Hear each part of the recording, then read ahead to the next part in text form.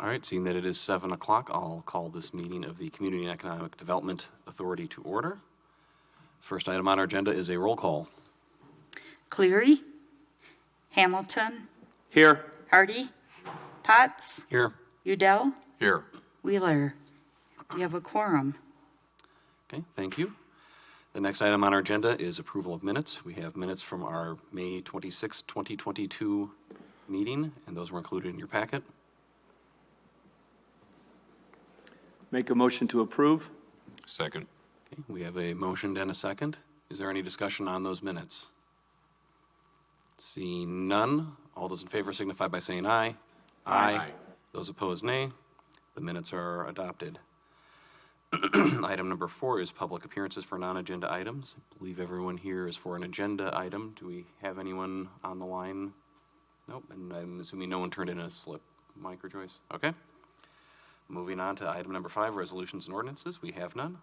Item number 6 is Fitchburg Development Update with Brian Munson from Vandewall and Associates. I'll turn it over to Brian. Good morning, everyone. So glad to be here to talk about 3 very different projects in different stages of the approval process and into construction. So Mike asked if I'd come down and just speak for a few minutes on each one, and happy to do that. I've had the opportunity to work on these projects for different clients and excited to see what it can bring to the community, because they are very different. They span the spectrum of development. I think really kind of encapsulate what some of the activity has been here in Fitchburg, and happy to move those along. So just to dive in, just as background, we'll talk about the Highfield Reserve project. And so this is a residential project that was undertaken on behalf of David Fahey and Viridian Homes. It's located along Nobel Drive between Lacey and Cyene. And it's a mixed residential neighborhood, and we're excited about the opportunities it brings to offer a full spectrum of housing within the context of a walkable extension of the overall neighborhood. So this property is designed to feature 496 residential units, spanning from apartments to first-time home buyer and move-up housing options.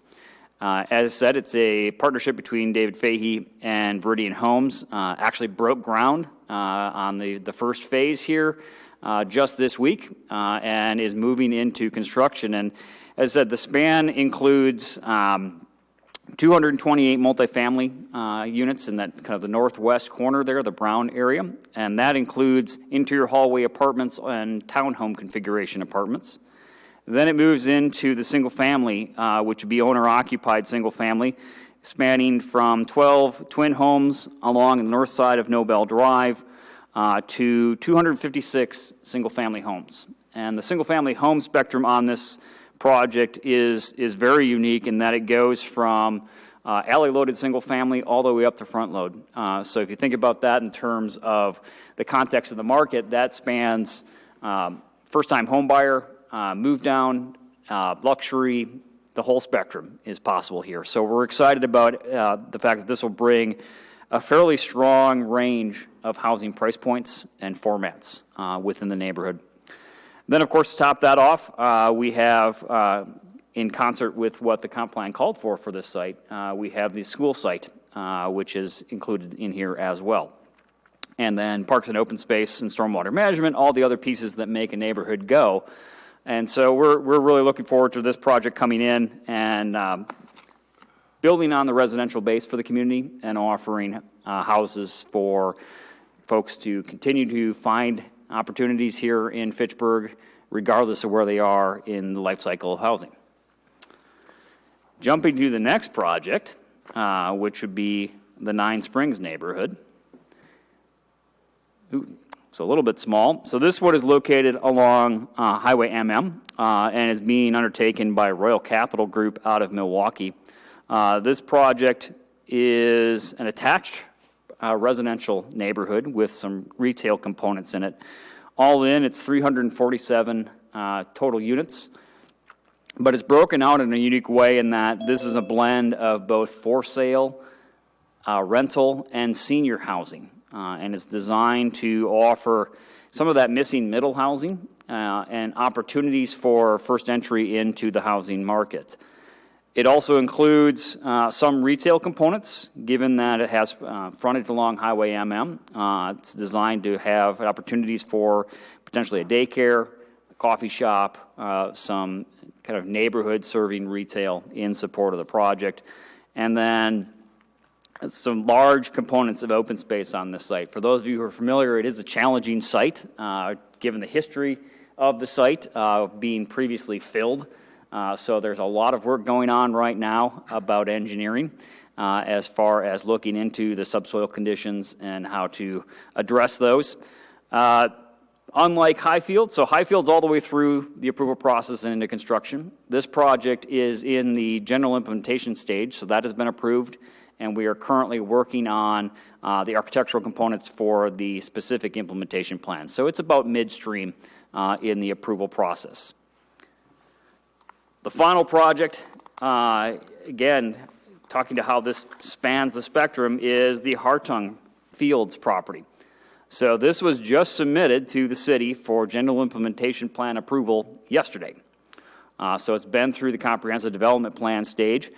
This is about 160 total acres and a blend of mixed residential and employment. The primary focus of this property is the opportunity to bring between 500 and 600,000 square feet of lab, office, and employment components into the framework of a walkable neighborhood. So again, just like all the other neighborhoods we talked about, this is built out of the adopted comprehensive plan and the neighborhood plan for this site.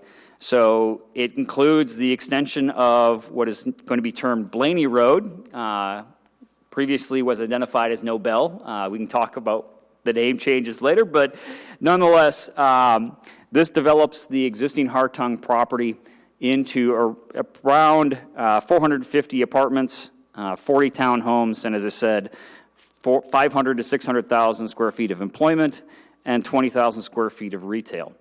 The goal of this neighborhood is to offer that blend of housing and employment in close proximity, and to build upon the emerging and stable employment base that Fitchburg already has in the medical technology framework. So if you look to the north up to Uptown and see some of the uses that have gone in there with Phoenix, some of the residential uses that have gone in there, a little bit further to the west, all of the employment base that's growing there, this is really seen as a natural extension of that, and is a great opportunity to continue the growth in the technology sector for the community, and at the same time offer some longer-term development opportunities in that the existing Hartung facility, their seed drying facility, is going to remain on site for some time, but it does have the opportunity to grow over time, so that in the future, whether there's discussions of future transit components or future employment components, this property is staged to begin to expand that in that longer-term horizon, but is a great opportunity to bring employers into the area and continue to offer opportunities for people to find housing in close proximity. This project, as I said, is just entering the formal zoning process. We've been through the comprehensive development plan process on it, but we look forward to working with the community and getting this rolling here yet potentially this fall with a construction start on some of the infrastructure as our goal to move into that implementation phase over the span of this fall and into next spring, and really bringing it online in a meaningful way with some first buildings coming out of the ground potentially as early as next year. So, as I said, 3 very different projects, but I think it really does encapsulate the opportunities that Fitchburg offers for both housing and employment, and builds off of the adopted plans that you've put in place. Really did influence everything that came onto these projects, but happy to answer any questions that you might have. Great presentation. Thank you for letting us learn. I have 2 questions. One's an observation. Can you use your mic? Thank you.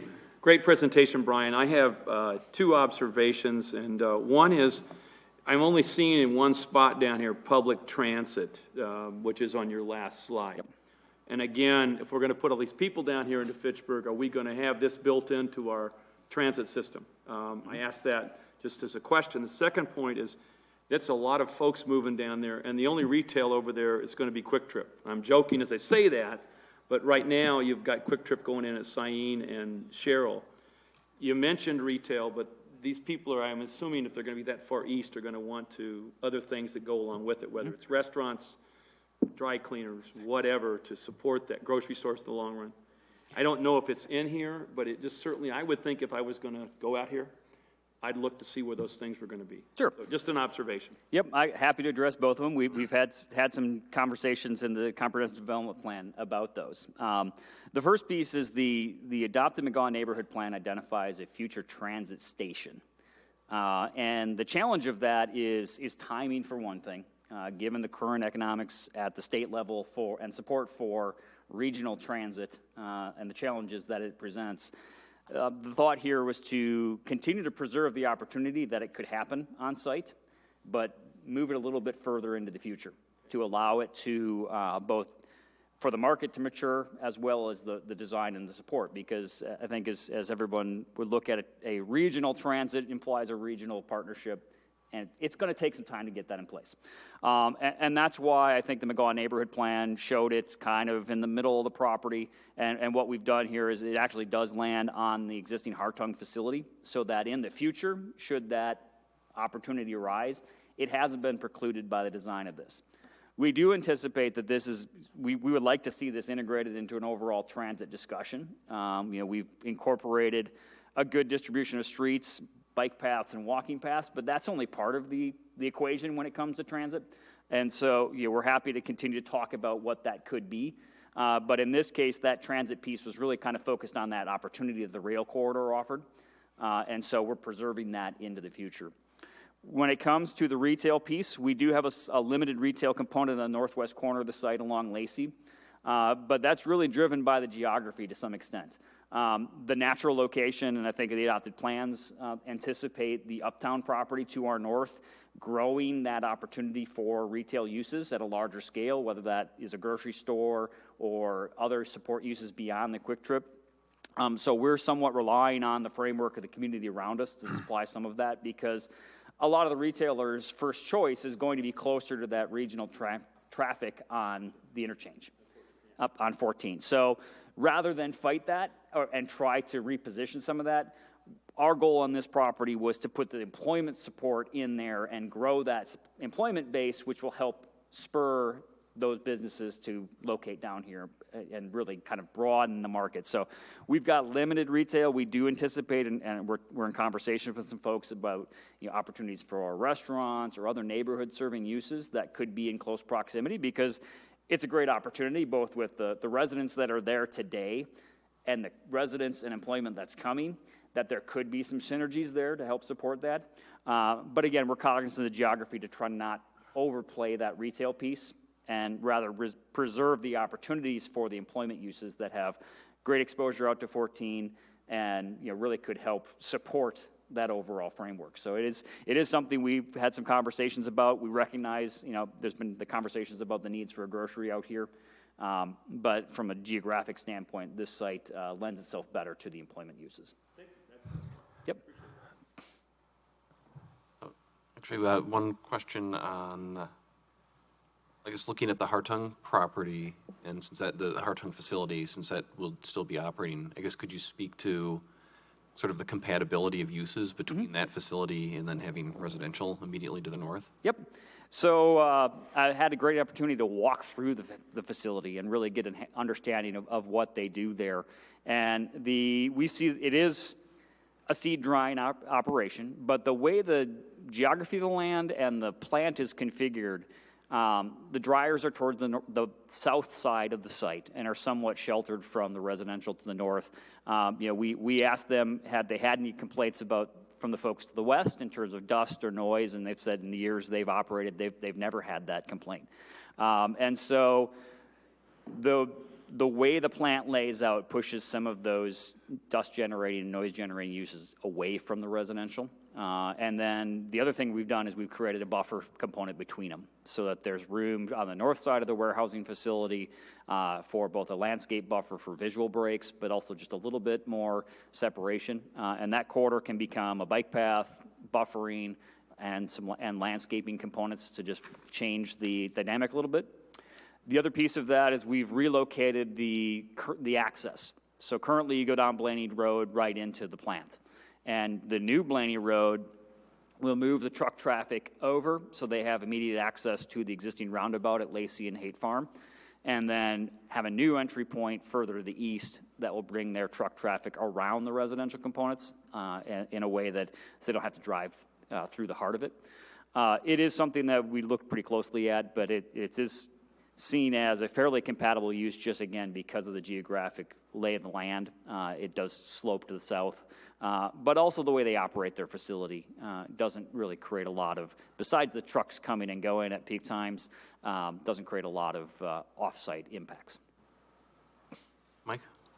Sure. I just wanted to follow up with Mark's question on the retail and shopping in the area there. I think we still envision that, as Brian indicated, in uptown Fitchburg, and it really comes down to trade ring demographics there. So if you put a dot down on the Highway 14 Lacey Road interchange and do a 1 mile and a 3 mile, we're still light in the 1 mile, especially, right there. And we're just looking at population density, purchasing power, and traffic counts. And as those things continue to fill in, we anticipate that, eventually there will be grocery and some other services in that neighborhood. But we've got some work to do yet with finding the rest of those rooftops or building those out. A big piece that would help us is if the Holmes property to the north of the Avante property in Uptown would move forward from a development standpoint. Currently, that land is still in the control of the family.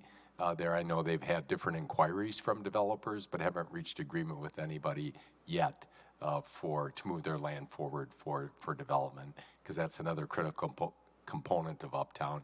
And then we have the Osborne land there too, along Highway 14 as well. So we really need to get that in the development queue, hopefully, to start to move forward with additional rooftops and population density in the area. Again, It's on our radar screen. Yeah, it sounds like you're thinking about it. That's great. I just wanted to raise it. The other thing is, I'm going to change hats, is connecting our bike network. So as you look at paths through there, again, so people can move around, whether it's to the retail spots or wherever, it's easy to move along. And we've got it pretty well over there to the east. We just got to need to make sure it's connected. So. Yeah, no, that's something, as a biker, I'm excited about what this starts to create a framework of a couple of things. First is all of the green spaces are designed to accommodate bike connections through them. So if you look around the residential, that green ring has a bike path that will go through it and extend off of some of the trails to the west. But the other component of it, as we are moving with a regional interceptor sewer along the Swan Creek corridor, we're also putting the framework in for a bike path that would go from along the east side of this project, coming from Haight Farm and long-term following the extension of Blaney to the west over to Syene, creating a path along that creek corridor as well. So a couple of regional opportunities there that could extend to the southwest through the Stoneman Farm, and potentially then connect over to the trail on the north side of Nobel in Highfield Reserve. So kind of a larger east-west corridor coming through there potentially. Just try and make a multi-use path into the widening for everybody to use. Yep. Oh, yes. No, these would be at a minimum 8 feet asphalt, probably trending towards 10, just to offer both that double dip of walkers, bikers, and emergency access if we have to have it. I have a question. On Highfield Reserve, what are the general sizes of the residential lots? So it's a pretty broad range. The alley single family are in 37-foot wide lots and 45-foot wide lots. So for a comparable, if you look to the Uptown neighborhood and then over to Crescent Crossing for Veridian. These trend closer in sizes to the Uptown neighborhood project. But those are all alley accessed, two-car garage. Then when we flip over to the front load single family, it goes from 51-foot wide lot to 69-foot wide lot product types. And all of those, again, are two-car garages. Almost all of them are going to be 3- and 4-bedroom configurations. And the interesting thing about them is if you compare a 45-foot wide alley lot to a 59-foot wide front load, the house is identical in terms of square footage. It's really a function of how the garage is handled. Obviously, very different lot configurations and choices, but it gives the ability to really broaden out the price point significantly. You could see a swing in this neighborhood of anywhere from, potentially $300,000 to $400,000 differential in price points, depending on what kind of lot. And that's done intentionally to make sure that we're offering choices for residents and opportunities for residents to buy their first home, potentially stay in the neighborhood and buy their second, third, or fourth. And we've seen that happen over time. I've been working on some projects with Veridian going back 20 years now, and we have folks that have bought their fifth home in a single neighborhood, and they've moved there once and just kind of moved around based on what they needed. And that's really kind of the goal of this, is to give people choices for housing within the community, but also do that within the context of a single neighborhood, so that their community is more than just the city, it's the people around them, and give them choices to stay within that is an important component. So what are the price points for the residential lots in this? So you're going to see a swing, ideally, potentially with some of the attached products, you could see in the low 300s, all the way up to 500, 600, 700, depending on choices folks could make. A lot of them, one of the things Veridian does is they're a production builder, but they kind of jokingly say, well, we are, but almost everything's customized. So it depends a lot on individual buyers' choices that they make. But you'll see a pretty broad range of price points within the project. When you say low threes, what does that mean? Is that 310? Is that 350? It's hard to say. It's somewhere in that range right now. That I have to put a caveat on that, because, as everybody knows, the price of construction has been a challenge for builders. So our, Veridian's goal, and they stated this at the council as well, is to try to get it as low into the threes as they can. But it really comes down to a lot of variability based on when that house is built and the pricing of supplies. That is being the biggest challenge right now. Right, so you're saying that the price of the lot and the constructed home is in the low threes? Yes. How much is the lot? They actually don't break the two out, because in this case, Veridian is both the developer and builder. And so they don't offer it as a lot sale basis. It's as a house basis. So they don't have a lot pricing involved. The upside being they control the process all the way through, from the street going in, to the keys being turned over, which gives them the opportunity to really look at the construction techniques used, not just on the house, but making sure the grades are right, making sure that all the different utility components are coordinated. But again, as a builder developer, they don't offer them as a lot basis. Thank you. Yes, thank you, Brian. Great presentation for all three. And as you know, I've had an opportunity to view all three presentations multiple times. I'd like to circle back to the heart tongue, though. With the neighborhood meeting that you had and offered, there was a lot of concern regarding the truck traffic and the residential area. Can you speak to that issue? I think it's important, and so that disclosure and peak times, and if you could just speak to that issue.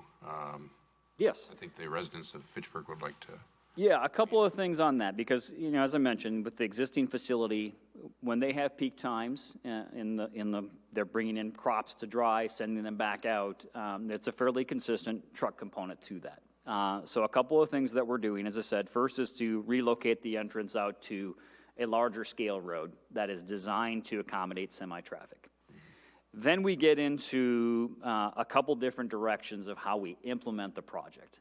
The first being, creating a little bit more setback along that road. So there's room both for visual screening.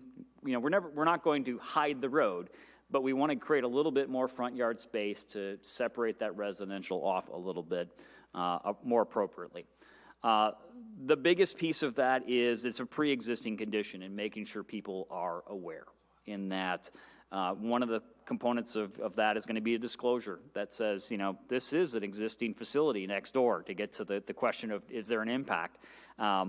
And whether there's an impact or not, we want people to know that moving in so that there's choices that they'll make to understand, yes, there is going to be likely going to be some truck traffic at times on Blaney Road.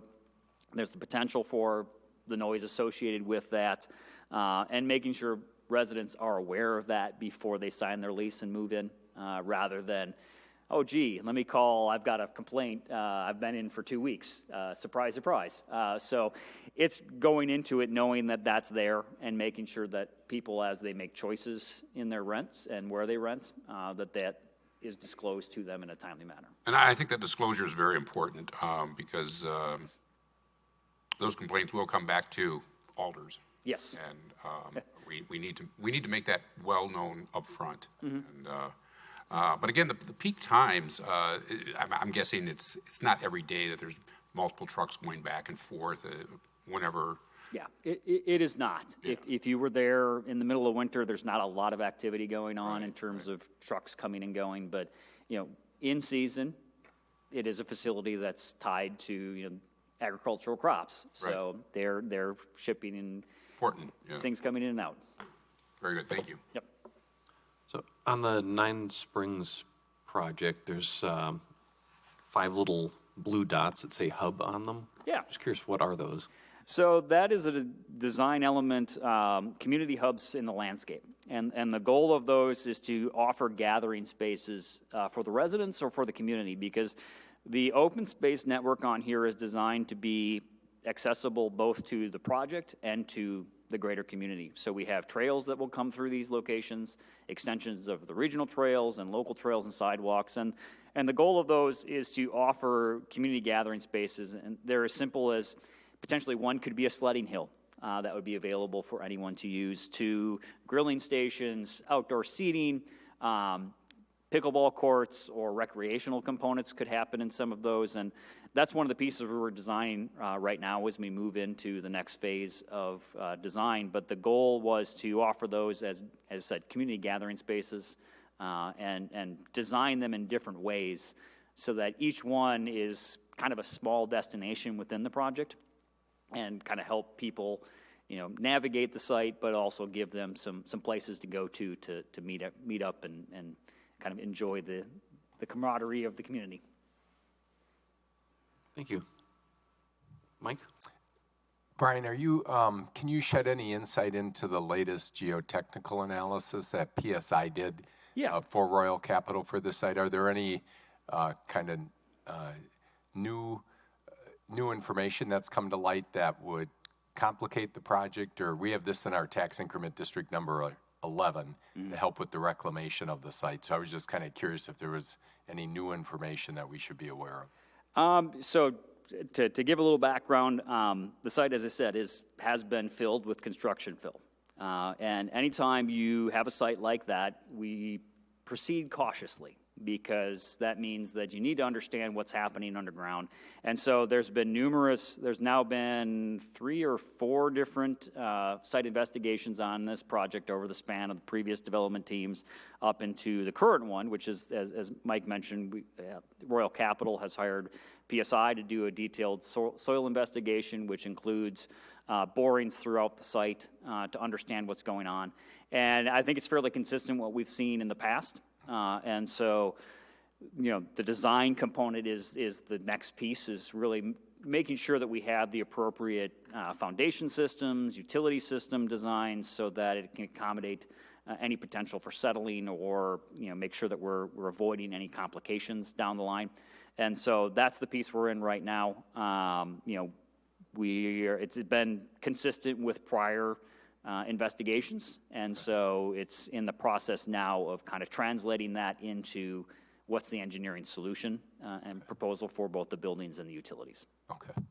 And one thing that'll be happening on the city end is Royal Capital will be putting down a deposit, and then we have a third-party engineering firm that will review the PSI report. We're going to be using AECom, and then they'll also look at it from a public infrastructure standpoint as well. So that's one of the next steps in the geotechnical analysis going forward. Can we switch back to the Hartung property? And Brian, do you have any insight to share on the conversations in the whole greater Madison region here about the need for lab space for science and biotechnology companies? Yes. Kudos to city staff for passing along. I think these are indicative of the needs. We've seen, you've shared several RFQs that have been looking for sites. As we look at the greater Madison area, specifically in the technology market, there is significant growth out there, and companies that are looking for opportunities for anything from a 20-acre site down to 1-acre sites. There just really is a lack of projects and properties in the pipeline to address that. So there's a great opportunity there to continue to collect those kind of businesses in close proximity. The cluster that's emerged in Fitchburg between Promega and everyone else that's here, with Phoenix Labs opening to the north, I think what you see is a lot of interest and not a lot of land. So that's really why Sarah Development is focused in on that aspect as a kind of the target market that they're looking to bring into this project. And so hopefully we can bring this to the market here quickly over the span of the next 6-8 months. We will be able to kind of bring forward some folks that can implement some of that. But I think we're seeing in general just more demand for sites than there are sites available. Mm-hmm. This has been one of the sites that, as we get RFPs for MadRep and WEDC at the state, that we've been submitting, but we haven't been able to check the boxes that it was shovel-ready or that we had a TID district in place, because there would be requests for incentive assistance. But we've fielded some inquiries from a biotech company, a pharmaceutical drug company, a data center, and I think there was another one or two that we've had. So we appreciate Brian and Hartung and Sarah Investments moving this further along on the entitlement process, so we have it ready to go. And then just for CETA's information, we had the Organizational Joint Review Board meeting for TID number 14, which this hopefully will become on Tuesday of this week. And then it'll go, there was a public hearing at the Plan Commission Tuesday night. It'll go to council next on July, or what month are we in here? June 28th, or no, July 26th, it'll go there, okay? And then it'll go back to the Joint Review Board for final approval on August 10th. And then we'll have the TID district hopefully in place to move forward with it. As you may remember, we were TIDed out for a while. We exceeded the 12% equalized value. But when we close number 6 this year, the super target TID, we are under the 12% until the new values are certified on August 15th. So that's why we're moving quickly to get TID 14 approved. Then next year, when we close TID number 4, which is the big tax increment district here with the Fitchburg Tech Campus, Promega, and over to the Highway 14 interchange, we'll be closing that one early in 2023. Then we'll be well below the 12% equalized value, and we can come back in and create some targeted and focused TIDs throughout the city. So that's kind of the path and trajectory we're on for TID districts. And as far as shovel readiness, our goal in the Hartung project is to get through a final plat approval yet late this fall and move into grading and infrastructure installation in this fall to begin pavement next spring, so that we're trying to get to shovel-ready sites to bring them to market first thing in the spring. So we're pushing through that process as quick as we can, because we do think there's demand out there. And as you said, shovel-ready is a really key component, because a lot of these businesses are looking for sites that are available now, not 2, 3, 4 years out.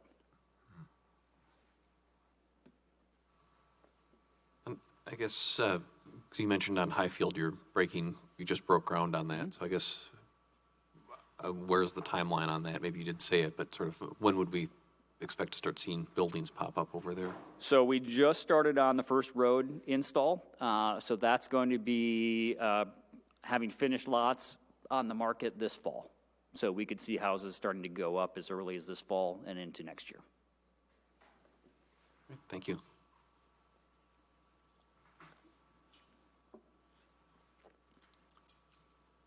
Were there any other questions or comments? I would just comment, one of the reasons we wanted Brian to come out this morning are these are 3 critical developments for Fitchburg, but along that Highway 14 corridor, as we continue to kind of build out that whole thoroughfare on the east and the west sides of Highway 14, and as that neighborhood all kind of grows together. And back to Mark's point, that'll kind of fuel that retail and commercial services as we fill in the pieces, of these different areas. So we're excited about the plans coming forward and getting more projects and shovels in the ground. All right. Well, thank you. Actually, I have a quick question for you. Go ahead, Joyce. Can you give us an idea of how many, well, maybe not how many, but how we should stay ahead of the market? So as far as bringing new areas into Fitchburg, like into the urban service area, neighborhood planning, like is there a process that we should be looking at to stay ahead of the game? Because I feel like we've kind of fell behind in some of the years where we didn't really have any new developments coming forward, and it put us in a tough situation as far as housing for sure. And now we're seeing it with our commercial land as well. So is there any advice that you can give us as a city that we can take back as we move forward? I think you've done a very good job in the planning of future growth areas, but I know it's in the budget to look at some of the other, I think the Greenfield neighborhood and the South Stoner Prairie neighborhood. And so that's a really key component, because understanding where projects could go before they're proposed and giving guidance is one of the best ways to help frame the development community to understand the opportunity and spur interest in individual properties. It's always a challenge when a community kind of has all their eggs in one basket and you've only got a small select number of sites, because those sites may or may not be available. They, depending on the current property owner or the needs for infrastructure extensions, other issues. So it's making sure that you've got opportunities out there and plans that project far enough into the future to understand both how the community is going to grow and where they're going to grow and where they're going to encourage growth. Because, as we know in the Dane County market right now, nationally, there's a lot of changes with the change in interest rates that are going to impact, housing. But, housing is both a national market, but a very, very local market. And, Dane County is drastically underserved with residential. There's a much higher demand than there is product in the ground. So I think we're going to, even with the market fluctuations that we're seeing coming, there's still going to be demand. There's still going to be a need to look at residential components, and coupled up with that is continuing to offer opportunities for employment in the community and finding ways to facilitate and plan for growth in the employment areas. So, as a community, Fitchburg's done a great job, but it's the challenge is always kind of staying out far enough ahead to understand what's coming, rather than, that way you can be better prepared rather than be reactionary to, okay, we've got a property that is coming online that wants to change all the plans and make a proposal. Well, it's always easier to review those if you've thought out ahead. And so it's, making sure that those neighborhood plans are big enough in focus so that they really do understand what the potential is, and far enough out that it spans multiple properties and really helps the community plan, the infrastructure that's going to be needed, as well as the opportunity that's coming. And with those neighborhood plans, I think the schedule is we're looking to issue that RFP later this summer to engage the services of a planning consulting firm to work with us through that process there. So that would be when it would launch, and then it'll take us a good, year and a half, to work through that process. And then once the neighborhood plan process would be complete, then we probably have another 6-month process bringing that forward to CARPC for an urban service area amendment request to get it into the urban service area. So then we can kind of start to look at development proposals. Just to follow up on Mike, both of those plans are going out, correct? Not just. We're looking to do both of them. Both of them. Yep. And thank you for the council support through ARPA and TID number 6, kind of the one-time dollars, provided us the resources to be able to move forward with both of those plans, which are really important. Yeah, you're welcome. Those are very important to the city of Fitchburg to move those plans forward.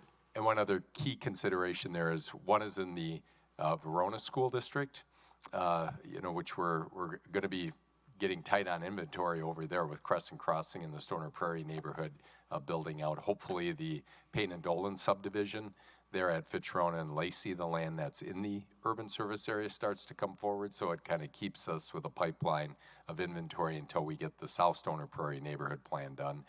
And then the Greenfield neighborhood is in the Oregon School District along this Highway 14 Saline Road corridor. And that one will be interesting because it also encompasses one of our older kind of rural residential subdivisions that we'll be kind of bringing into the urban service area. So both of them are a little different and unique over there. With South Stoner Prairie, we've got 2 main property owners, both in kind of the quarry and excavation business now, that'll be working with us, and we've been in conversations with both of them.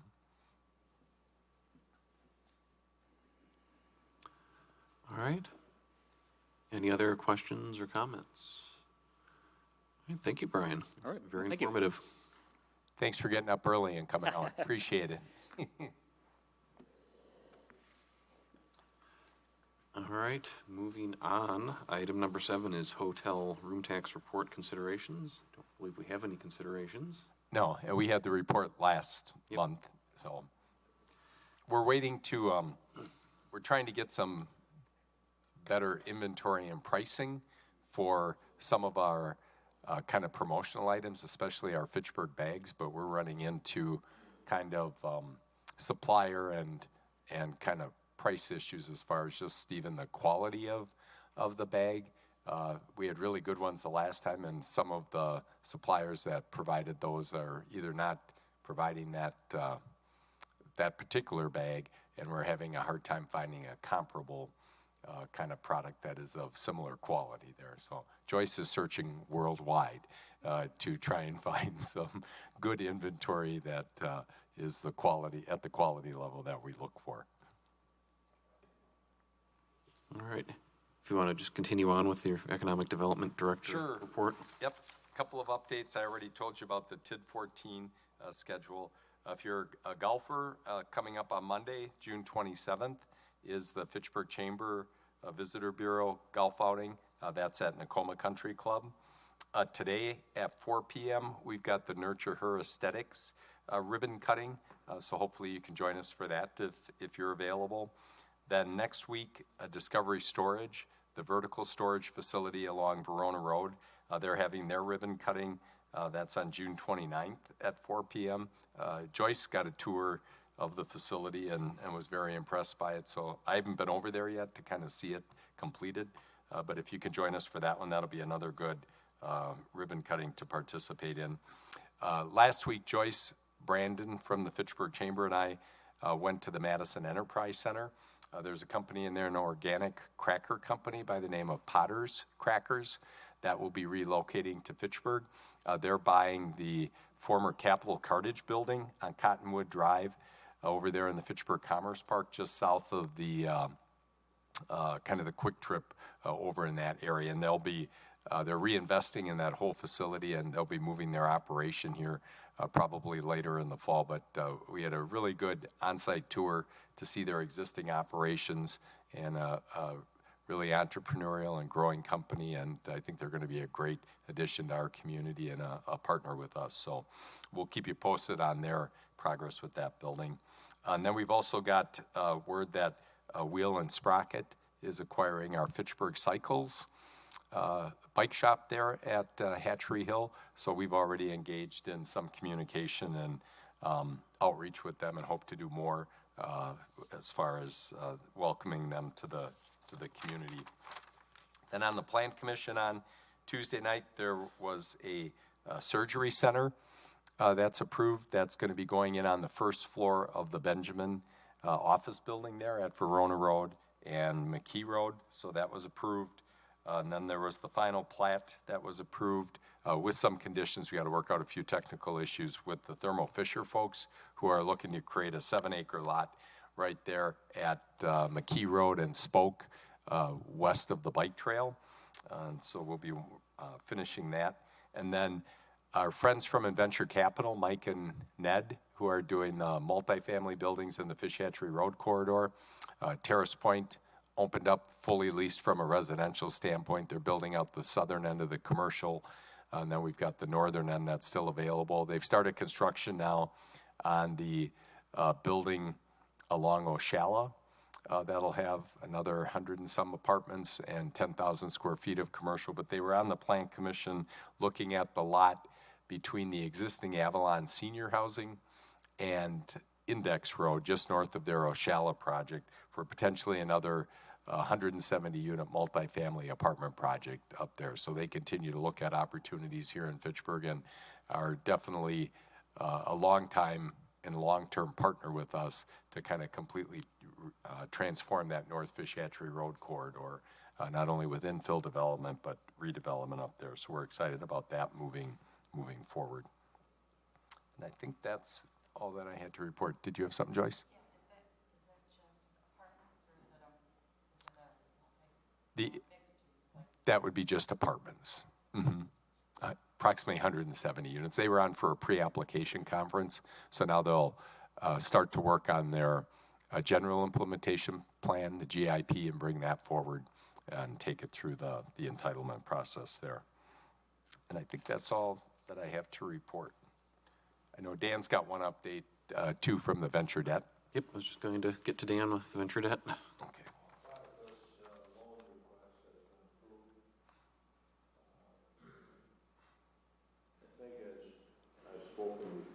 When venture debt group lends money, oftentimes they take back a warrant or to be able to convert some of their debt to stock. That's the case here, so they're waiting on shareholders of Platypus to approve that option to purchase as a condition of the loan. So that should be finishing up within the next 30 days. All right, great. Andy, I do have one more thing. Go ahead. Just with the town of Madison, there is monthly events between now and September in the parks over there in the town of Madison. So the first one is this evening, where various departments will be there. There's going to be like a bouncy house and some other things as we continue to welcome the residents that currently are in the town of Madison to Fitchburg, which officially takes effect on October 31st of 2022 this year. So that'll be going on the fourth Thursday of each month, late afternoon through September. Any questions for Mike? Mike, I think one event you're missing coming up on July 9th, since CETA is sponsoring the Fitchburg Festival of Speed. Oh, yes. Glad you mentioned that. With fireworks. With fireworks, Yes. sponsored by CETA. Yeah. And for the public on that event, it's an all-day criterion race. Do I have that correct? So if you come out and kind of check in on it and you don't stay the whole day, come back in the evening for kind of the end of the race, and then for the music, food, and entertainment, as well as the fireworks. And Mark and Andy can probably speak a little bit more to the entire event there. That goes on all day, but we really would encourage our Fitchburg residents to come out and support that activity. It's kind of fun to watch the race, and especially at the end when it gets very competitive there as they get to the last rounds of it. It's kind of fun to see that. But again, we'll have they've got some good bands. I think 3 different bands that are going to be playing, food and beverage, and then the Fitchburg fireworks that were sponsored by CETA. So we encourage the residents and public to attend that.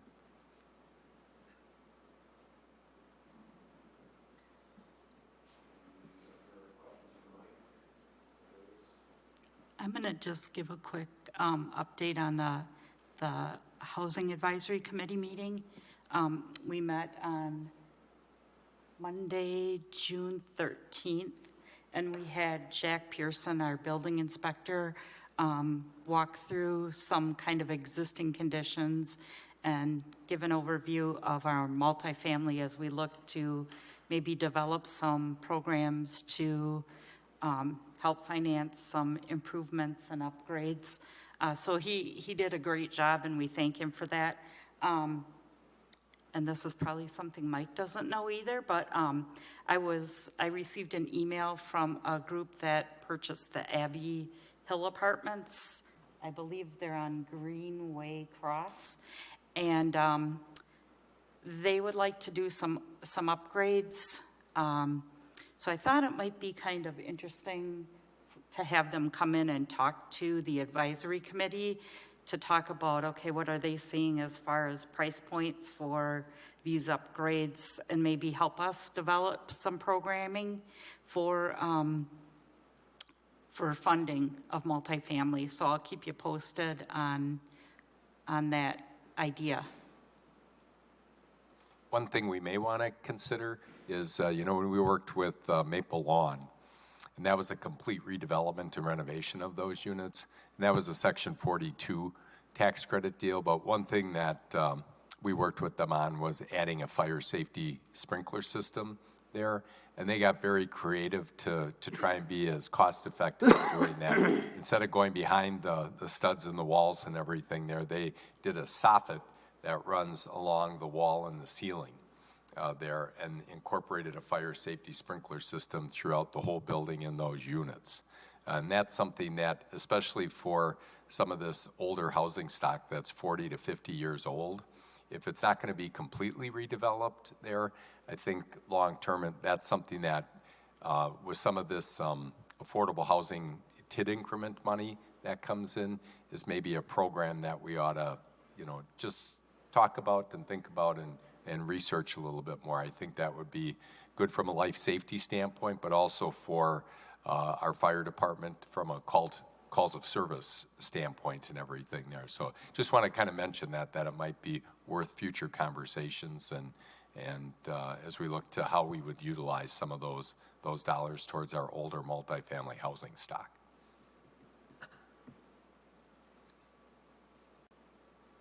All right, thank you. There's nothing else. Item number 9 is announcements. If we have any announcements. Mark, do you want to mention Move for Boys and Girls Club? I was just going to mention that.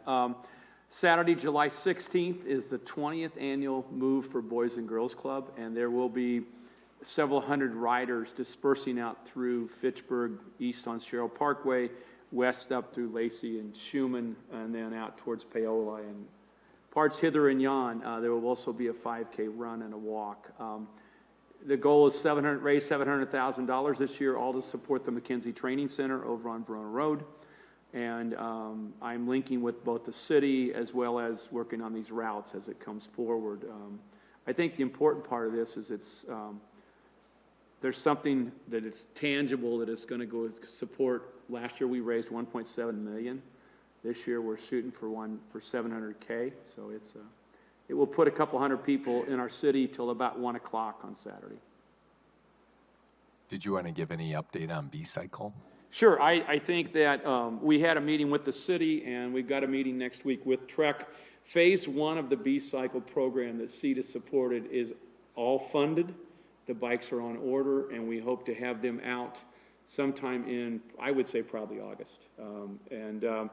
Then we're waiting to hear on this TAP grant that was shared here, which will give us another 100 bikes to put throughout the city of Fitchburg. But we got slower than we thought, but we got a very good response once we got going with fundraising. Now we got to get the second part of this done, and that's the goal. So the city and the bike committee and Bike Fitchburg are actively engaged with B-Cycle to move this forward. So it's all good. And I even mentioned to Brian as a side note, I said, as you plan over there on that east side, be certain that you are connecting back to the city bike network as well as south to Oregon in the long run. I think that's going to be, better we can do that, the better off we're going to be.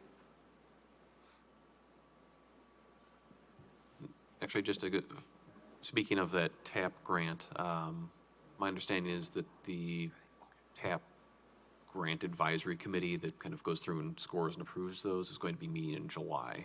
Okay. So there is an actual formal process where a committee gets together and meets and approves the applications, so. Well, we just a point of reference, we had a conference call 2 weeks ago, and Mike couldn't join us, but we have asked the city and Phil Groupie to go back to the TAP folks and find out when the time frame is to confirm that time frame, because there may be something this year, or else we're going to push it into the following year. So he's supposed to be going back to them, and we'll know more about it next week. Okay, yeah, my understanding is it's July. Is Okay. when they're actually getting together to meet to make the recommendations, make the approvals. Mike? One last one, Joyce just gave me an update. The Latino Chamber has closed on the former Roughing It in Style building along Verona Road. I think it's 5262 Verona Road. And they'll be transforming that building and facility into their workforce, entrepreneurial, and empowerment center there. So a great partner for us, and they're going to be working, I know, with planning staff, I think, on an architectural design and review submittal for some of the modifications that they'll be doing for that building. So we'll keep you updated as they continue to progress on that project. All right. If there are no other announcements, move on to the last item on our agenda, which is adjournment. Don't all jump at once. So moved. Second. Motion and a second. All those in favor of adjourning signify by saying aye. Aye. Those opposed, nay. We are adjourned.